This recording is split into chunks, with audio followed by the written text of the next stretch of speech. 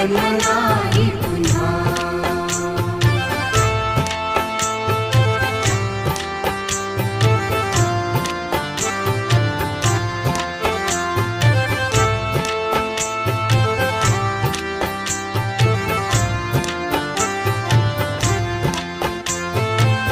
हा जन्म आहे सद्गुरु कृपेचा, हा जन्म आहे सद्गुरु कृपेचा, हा जन्म आहे सद्गुरु कृपेचा। हरि ओम स्वामी समर्थ म्हणा, हा जन्म